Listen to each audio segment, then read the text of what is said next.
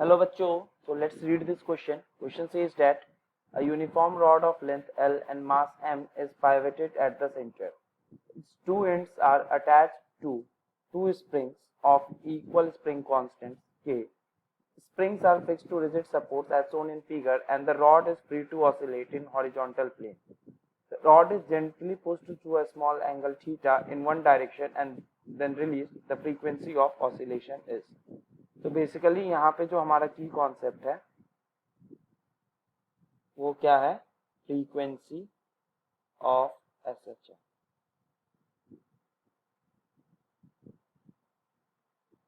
तो इसको further solve करते हैं। तो यहाँ पे एक्चुअली थोड़ा सा टॉर्क का इक्वेशन लेके आएंगे क्योंकि रोटेशनल इफेक्ट है, तो यहाँ पे टॉर्क जो है वो आएगा। तो एक्चुअली यहाँ पे कितने स्प्रिंग्स लगे हुए हैं, दो स्प्रिंग्स लगे हुए हैं। तो इस चीज को समझते हैं। तो जो रीस्टोरिंग टॉर्क होने वाला है अपना, रीस्टोरिंग टॉर्क अगर मैं इस सेंटर के अबाउट कंसिडर करूं तो यहाँ पे फोर्सेस कितने लगेंगे, दोनों स्प्रिंग की वजह से 2 into F spring into L/2, और जो स्प्रिंग एफ स्प्रिंग है, जो स्प्रिंग फोर्स है वो क्या हो जाएगा, K into delta x.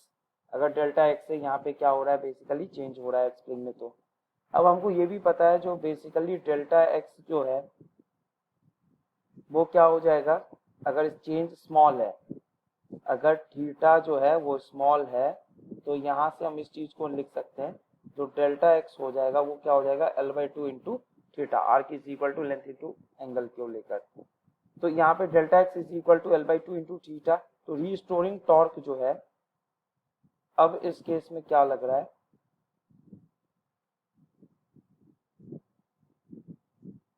This is, अब चूंकि रीस्टोरिंग है तो यहाँ पे हम ऑलरेडी एक माइनस साइन लगाएंगे, तो -2 इंटू के की जगह तो हम के रहने देते हैं, और डेल्टा एक्स की जगह हम क्या यूज कर लेंगे,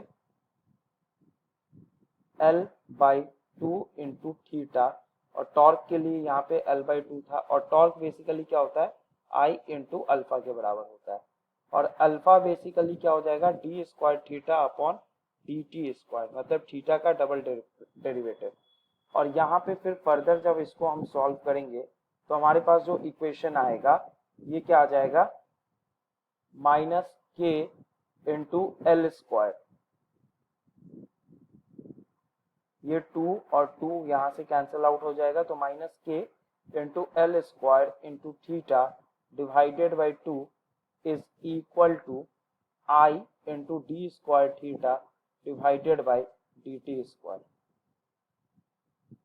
अब यहाँ से further D square theta upon D T square जो आएगा ये बेसिकली क्या आ जाएगा, K L square by 2 minus theta divided by, अब ये रॉड है तो इसका moment of inertia ml square by 12।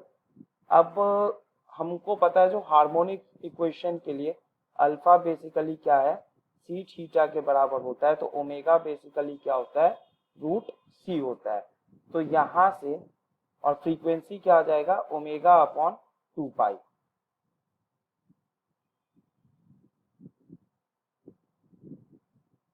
Basically time period क्या होता है हमें पता है, in general time period is 2 pi by omega, तो frequency is omega upon 2 pi as it is 1/t। तो यहाँ पे ओमेगा अपॉन 2 पाई। अब यहाँ से जब इसको हम फर्दर सॉल्व करेंगे तो ये एल स्क्वायर यहाँ से कट जाएगा, m के साथ रिलेशन आएगा, तो यहाँ से D square theta upon D T square, जो अल्फा आ रहा है वो क्या आ रहा है, -k theta -6k theta upon m।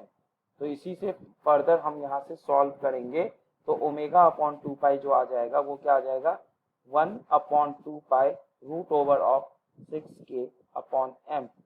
So option C is correct one.